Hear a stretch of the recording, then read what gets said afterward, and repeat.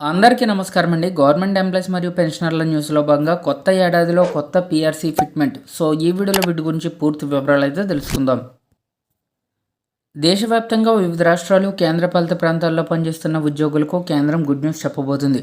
7వ వేతన సంఘం పదవీ కాలం ఈ నెల 31తో ముగినున్న నేపథ్యంలో కేంద్ర ప్రభుత్వ ఉద్యోగులు, పెన్షనర్ల కోసం 8th పే సంఘాన్ని నవంబర్లోనే నియమించారు.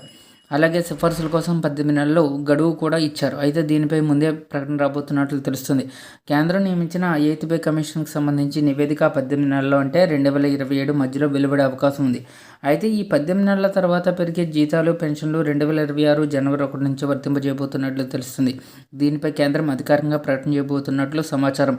ఈ లెక్కన ఉద్యోగులకు పెరిగిన వాస్తవ జీతాల చెల్లింపుల ఆలస్యమైన బకాయిలు మాత్రం వచ్చే సంవత్సరం అంటే 2026 జనవరి 1 నుంచి అమల్లోకి వచ్చేందుకు స్పష్టంగా ఉన్నాయి.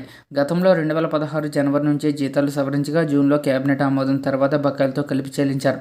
ఈసారి కూడా అలాగే ముందుగానే జీతాల పెంపుపై ప్రకటన వస్తుందని భావిస్తున్నారు. అనంతరం కేబినెట్ ఆమోదం, ఇతర లాంఛనాలు పూర్తి చేసి 2027లో బకాయిలతో కలిపి చెల్లించే అవకాశం ఉంది. ఉద్యోగులు 2026-27 ఆర్థిక సంవత్సరంలో జీతాల పెంపు ఆశించవచ్చని నిపుణులు చెబుతున్నారు. అలాగే గతాన్ని గమనిస్తే 6వ వేతన సంఘం సగటున 40% జీతాలు పెంచింది. 7వ వేతన సంఘం 2.57 ఫిట్మెంట్ ఫ్యాక్టర్తో 23 to 25% పెంపునకు సిఫార్సు చేసింది. ఇప్పుడు 8వ వేతన సంఘం 20% నుండి 30% జీతాల పెంపు సిఫార్సు చేస్తుందని అంచనా. ఇక ఫిట్మెంట్ ఫ్యాక్టర్ అనేది 2.4 to 3.0 మధ్య ఉండవచ్చని భావిస్తున్నారు. దీంతో ఎంట్రీ లెవెల్ ఉద్యోగులకు మూల వేతనాల పెంపు ఎక్కువగా ఉండే అవకాశం అయితే ఉంది. మిగతా ఉద్యోగులకు కూడా మంచి పెంపు ఉంటుందనే అంచనాలు ఉన్నాయి.